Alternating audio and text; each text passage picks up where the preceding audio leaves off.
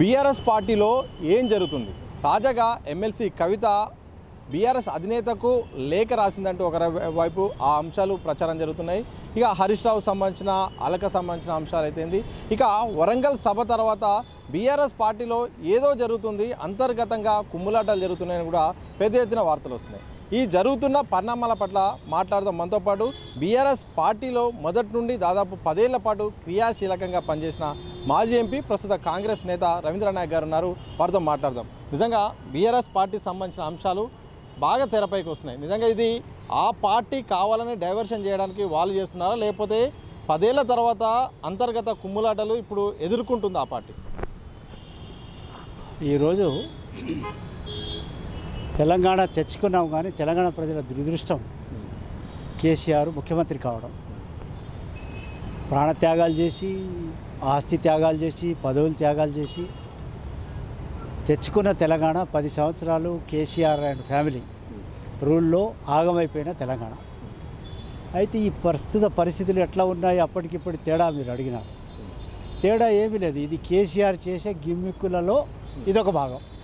కేసీఆర్ ప్రతిసారి diversion politics, ఏదైనా issue వచ్చినప్పుడు దాన్ని డైవర్ట్ చేయడానికి చేసేటువంటి కార్యక్రమాలే ఆ రోజు ఉండే. అప్పుడు బై ఎలక్షన్ పేరుతో ఉండే, తర్వాత పార్టీలతో, వివిధ పార్టీలతో అలయన్స్ పెట్టుకున్నప్పుడు ఉండే. అదే రకంగా పార్లమెంట్లో మరి ఆ బిల్లు వచ్చిన రోజు తను కనీసం బిల్లు పాస్ అయ్యే రోజు కూడా అక్కడ లేకుండా పారిపోయి వచ్చినాడు. ఎందుకు అంటే తన హిడెన్ ఎజెండా, తను తెలంగాణ బూచి చూయించి సమైక్యాంధ్రకు ముఖ్యమంత్రి కావాలనే హిడెన్ ఎజెండా అతనిది యాక్చువల్లీ. సో అది పటాపంచలమయ్యేసరికి ఏదో ఆ సందర్భంలో సోనియా గాంధీ గారు దయతలిచి ఈ ప్రజల యొక్క ఇంతమంది ప్రాణత్యాగాలు చేసుకున్నని ఒక దీంతో, దుగ్ధతో, ఒక బాధతో తెలంగాణ ఇచ్చింది. ఆ తెలంగాణను తను ఏదో తెచ్చినట్టుగా పోజు కొట్టి నేను చావునట్లో తలపెట్టినా అని నాలాంటి వాళ్ళు ఎంతోమంది ఉద్యమకారులు. మరి ఈరోజు నేనే కాదు, మరి ప్రొఫెసర్ జయశంకర్ గారు కానివ్వండి, నరేంద్ర గారు కానివ్వండి, విజయశాంతి గారు కానివ్వండి, ఇట్లా చాలామంది ఆయన ఎంబడి ఉన్నవాళ్ళు ఒక 2 డజన్ల మంది ఉన్నాం. అటువంటి వాళ్ళని ఎవరిని ఈరోజు పలకరించకుండా, కనీసం మాట్లాడకుండా ముఖ్యమంత్రి అయిన తర్వాత దోపిడీకి పాల్పడ్డాడు తను, తన కుటుంబం. అయితే దాన్ని ఆ రోజేమో పవరు పైసా 10 ఏళ్ళు, ఇప్పుడేమో పవర్ లేదు, పైసతో ఆటలాడుతున్నాడు. సో ఇప్పుడేం మాట్లాడుతున్నాడు, ఇప్పుడు పవర్ పోయింది కదా, ఆ పవర్ని ఎట్లా సాధించుకోవాలా, తిరిగి ఎట్లా పొందాలా అని చెప్పి ఈరోజు కాంగ్రెస్ ప్రభుత్వం ప్రజాపాలన ఏదైతే కార్యక్రమాలు చేపట్టి చేస్తుందో రేవంత్ రెడ్డి గారు చెప్పి చేసినాడు. తొక్కుకుంటూనే వచ్చి నేను ముఖ్యమంత్రి అవుతానన్నాడు. అది ఆయన చెప్పింది చేసినాడు. చేసి ఇచ్చిన గ్యారెంటీలు కూడా 6 గ్యారెంటీలు కూడా అన్నింటినీ అమలు చేసుకుంటూ ఇంకా చేయవలసింది చాలా ఉందని చెప్పేసి విదేశీ నిధులు తేవడం, అదే రకంగా ఇక్కడ కార్యక్రమాలు చేపట్టి చేస్తుంటే దీని నుంచి ప్రజలను డైవర్ట్ చేయడానికి, ప్రజల యొక్క మూమెంట్ను డైవర్ట్ చేయడానికి, ఈ స్కీములు ప్రజల దృష్టిలో ఎప్పుడు నిలిచిపోయేలా ఉండకుండా చేయడానికి, ప్రజలు అట్రాక్ట్ కాకుండా చేయడానికి సోషల్ మీడియా పెట్టుకొని కేసీఆర్ ఆడే నాటకంలో ఇది భాగమని నేను భావిస్తాను. ఎమ్మెల్సీ కవిత సంబంధించిన లేఖాశ్రము లీక్ చేసింది కేసీఆర్ అంటారు. ఒకవేళ లీక్ చేయిస్తే ఆ పార్టీకి డ్యామేజ్ కాదా? ఒకవేళ కవిత గారు, మేము 10 సంవత్సరాలు చెప్పినాం కేసీఆర్ ముఖ్యమంత్రిగా ఉన్నప్పుడు కేసీఆర్ చేసేదంతా చాలా రాంగ్ చేస్తున్నాడు, విపరీతంగా మరి నిధులు, నియామకాలు, నీళ్లలో అన్యాయం జరిగిపోతుంది, తను అవినీతి చేస్తున్నాడు, అబద్ధాలు ఆడుతున్నాడు, ముఖ్యమంత్రి అన్నాడు, దళితుడు, 3 ఎకరాల భూమి అన్నాడు. ఇవన్నీ చెప్పినటువంటి వ్యక్తికి మీరు ఒకసారి మాట్లాడండి, మీరు ఫ్యామిలీ వాళ్ళే చెప్పండి. ఎందుకంటే కేసీఆర్ ఇంకోళ్ళ మాట వినడు. మీరు చెప్పండి అని మేము ఆ రోజుల్లో మొత్తుకున్నాం. నా రికార్డులో ఉంది, నేను ఏ వీడియోలో అయితే మాట్లాడినో అందులో ఉంది. కానీ ఆ రోజు కనీసం మాట్లాడినటువంటి వాళ్ళు ఈరోజు తన కూతురే మాట్లాడిందని ఏ లేఖ అయితే చెప్తున్నారో ఆ లేఖ తను రాసిందా లేదని ఆమె చెప్పాలి ముందు. తను రాసిందంటే అది వేరే విషయం, రాయలేదంటే మరి ఇది కేసీఆర్ అండ్ కోలు క్రియేట్ చేసినటువంటి యొక్క డీవియేషన్ పాలిటిక్స్. వరంగల్ సభ తర్వాత హరీష్ రావు అలకాని, హరీష్ రావు ఏదో పార్టీ మారుతున్నాడని ఒక వర్షన్ వచ్చింది. ఆ తర్వాత కేటీఆర్ దగ్గరికి వెళ్ళడం, ఆ తర్వాత సద్దు మరిగిందని ఒక ప్రచారం, ఆ తర్వాత నాపై కుట్రలు జరుగుతున్నాయి, త్వరలో బయట పెడతానని కూడా కవిత మాట్లాడడం. ఆ తర్వాత మళ్ళీ ఈ 2వ తారీఖు సంబంధించింది 22వ తారీఖు లేఖ ఆశ్రమం వచ్చింది. ఇవన్నీ చూస్తుంటే నిజంగా ఏం చెప్తారు ఈ జరుగుతున్న పరిణామాలు? ఇప్పుడు కవిత గారు చెప్పినట్టు తన మీద కుట్ర జరుగుతుంది అనేది నిజమైతే, ఇట్లా కేసీఆర్ మా లాంటి వాళ్ళందరూ ఎంతోమంది మీద కుట్రలు చేసినాడు. ఇది కేసీఆర్ చరిత్ర. కుట్ర చేసి పార్టీ నుంచి బయట పంపించే నిజమైన ఉద్యమకారులని, నిజమైనటువంటి తెలంగాణకు త్యాగం చేసిన వాళ్ళను కుట్ర చేసి బలి చేసినటువంటి వాడు కేసీఆర్. అది మరి కవిత గారు చెప్పాలా? అసలు లెటర్ ఆమె రాసిందా? ఆ లేక ఇంకా పార్టీ వాళ్ళు ఏదైనా క్రియేట్ చేస్తున్నారా? ఎందుకు అంటే ఈ సమయంలో ఎందుకు వచ్చింది ఆ లేఖ?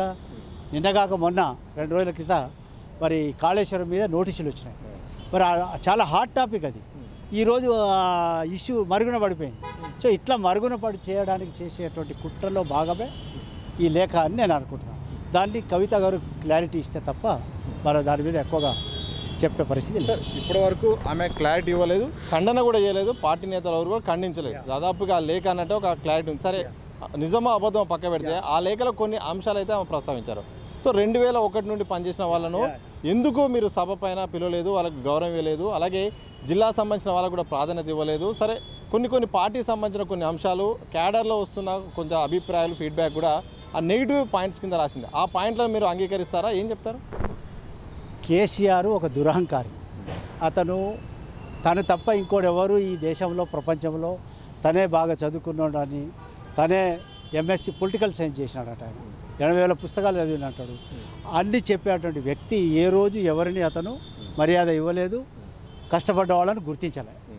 అటువంటి వ్యక్తి ఈరోజు ఈ యొక్క గిమ్మిక్కులు ప్లే చేసి ఇప్పుడు తన పార్టీని ఎట్లా కాపాడుకోవాలా?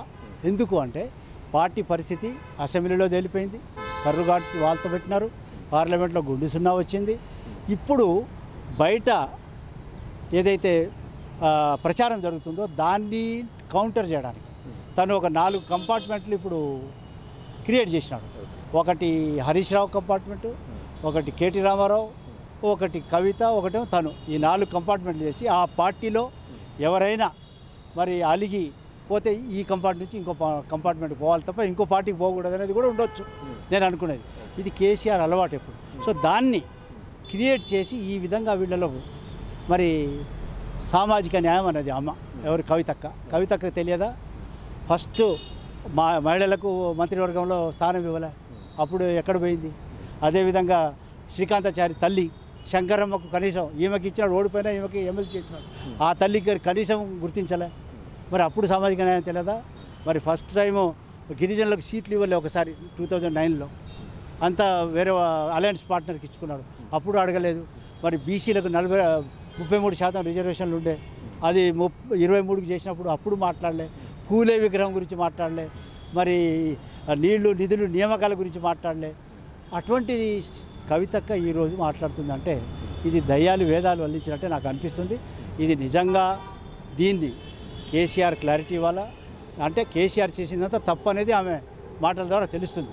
దీనికి కేసీఆర్కి శిక్ష పడాల్సిందే, కేసీఆర్ని శిక్షించాల్సిందే అనేది నా ఒపీనియన్. అంటే శిక్ష అంటే ఎలాంటి పార్టీ పరంగా, పార్టీలో ఆయన శిక్షణ, లేకపోతే బయట ఆయన చేసిన దానిపై కూడా ఈ ప్రభుత్వ పరంగా, పోలీస్ పరంగా శిక్షణ, అసలు ఎలాంటి శిక్ష ఆయనకు పడాల్సిన అవసరం? పార్టీలో ఇప్పుడు